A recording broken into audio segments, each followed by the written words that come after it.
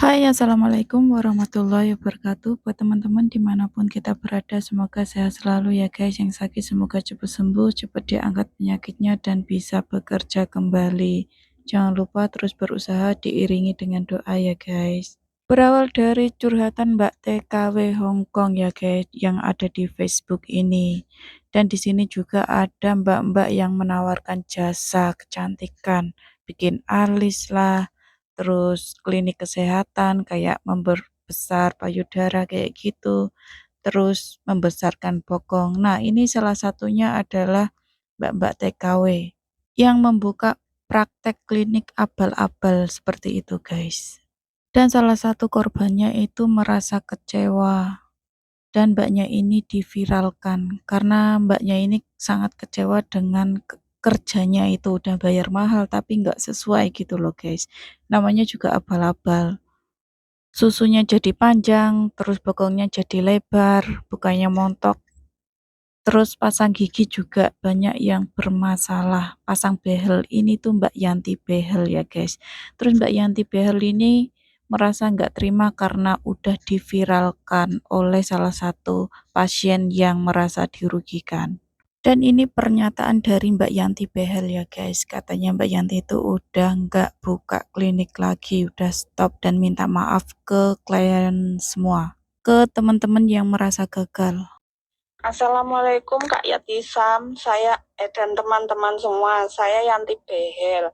Mau minta maaf dan berjanji saya tidak buka praktek lagi dan apa itu nanti yang cabut behel biar diarahin ke dokter-dokter resmi ya, dibantu sama Kak Yatisam.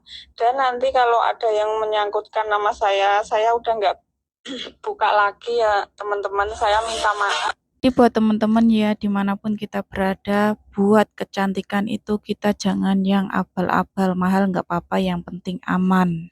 Kayak gitu ya guys, mending yang resmi aja, jengkol panjangnya itu tidak merugikan diri kita. Walaupun kita udah usaha, gagal, setidaknya itu aman buat kesehatan guys. Dan ini ada cerita tentang Mbak TKW Hongkong asal Indonesia yang berumur sekitaran 50 tahunan guys. Mbaknya ini udah dipercaya sama majikan tapi malah mengecewakan sang majikan.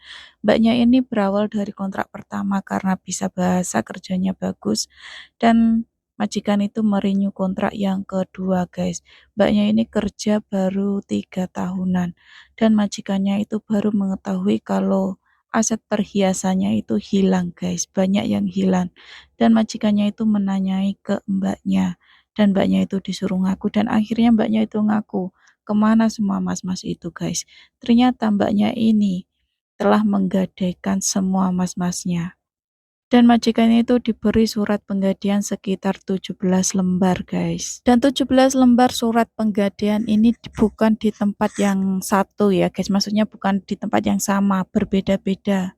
Jadi mbaknya ini menggadaikan barangnya majikan ini di tempat penggadaian yang beda-beda guys, bukan di satu tempat. Ya takutnya dicurigai itu pasti ya guys, karena beda tempat. Makanya dari itu di beda tempat. Dan hasil penggadaian itu ya guys mencapai 80.000 dolar Hong Kong, setara 160 juta duit Indonesia guys.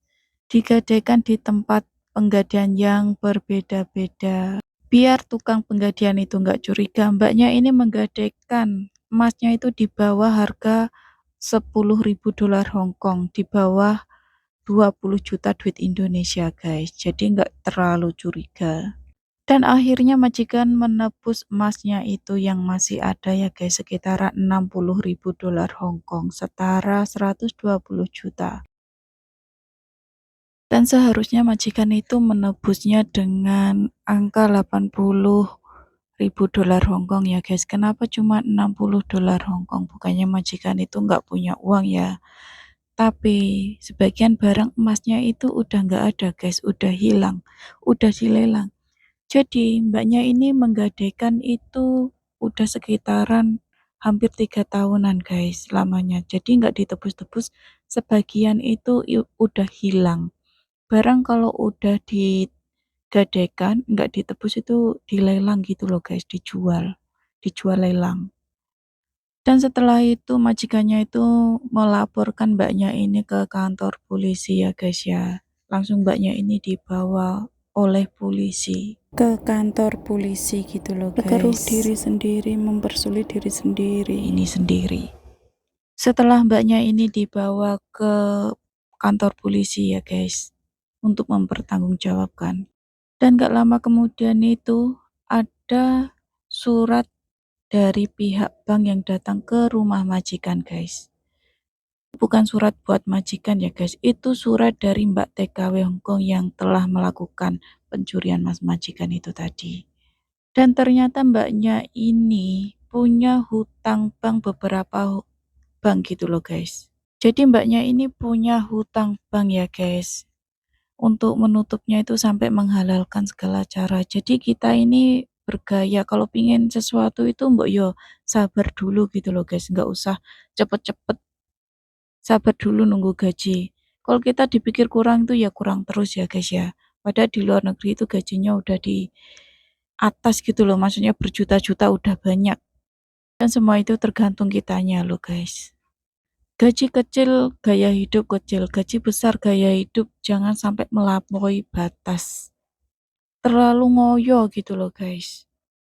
Semoga kejadian semua ini bisa membuat kita lebih berhati-hati dan bertanggung jawab ya guys. Kalau punya majikan yang baik itu jangan disia-siakan. Ya teruntukku juga sih guys. Makanya jangan sampai kita ini punya majikan baik terus memanfaatkan gitu loh guys. Dampak ruginya itu ke kita sendiri. Coba itu mbaknya umur udah 50-an ya, berakhir di penjara. Terus untungnya itu apa gitu loh guys. Bukannya memperbaiki keadaan, justru malah sebaliknya memperkeruh keadaan yang ada. Kita ini boleh ya pengen sesuatu, karena kita merasa gajinya itu besar, tapi jangan melampaui batas. Tapi sekarang itu udah alhamdulillah ya ada undang-undang baru di tahun 2025 buat Mbak TKW Hongkong. Ini yang kemarin itu pemerintah Hong Kong belum terlalu memperhatikan gitu loh guys. Dan sekarang pemerintah Hong Kong itu lebih memperhatikan kita. Hong Kong ini emang the best banget ya guys. Jadi semua sindikat kemarin itu enggak semua sih, masih ada pasti. Itu banyak yang udah ketangkep ya, 59 sindikat rentenir udah ketangkep. Terus ini ada undang-undang baru buat Mbak TKW Hong Kong ini. Mbak TKW Hong Kong boleh punya utang asal izin majikan karena pakai data majikan. Seperti itu guys. Dan Mbak TKW Hong Kong ini kalau utang tidak boleh melebihi gaji. Intinya kalau pembayarannya itu loh guys, jangan melebihi. Setidaknya bisa buat bayar utang, bisa buat liburan, bisa ngasih untuk keluarga di rumah. Jangan nggak kuat kita kuat-kuatkan. Terus kalau ada rentenir yang mengancam datang ke rumah majikan kayak gitu, wajib dilaporkan ke polisi. Ternyata yang Mbak TKW yang kelilit hutang dengan bunga yang ugal-ugalan, sebenarnya hutangnya itu ada yang nggak sebegitu besarnya, tapi bunganya yang berlipat-lipat ganda. Ada juga yang berpikir kalau hutang nanti ketahuan di interminate kita itu nggak bayar hutang lagi. Ada yang seperti itu pemikiran anak baru yang belum paham ya guys. Ternyata walaupun hutang kita ini tetap dikejar walaupun udah pulang ke Indonesia. Wajib bayar hutang.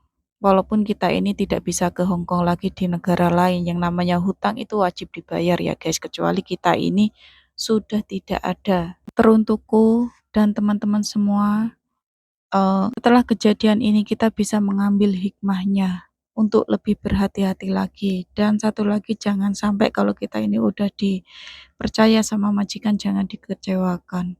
Jangan sampai di masa tua kita ini memperkeruh keadaan, bukannya lebih baik menikmati masa tua, tapi kita ini malah merasa semakin memperkeruh keadaan. Yang merantau itu katanya mengubah nasib, tapi malah sebaliknya memperkeruh keadaan, mempersulit diri sendiri, karena kita ini yang kurang bersyukur, kurang menikmati apa yang kita punya. Kurang, kurang, dan kurang, akhirnya ya merugikan kita sendiri. Bye, see you guys.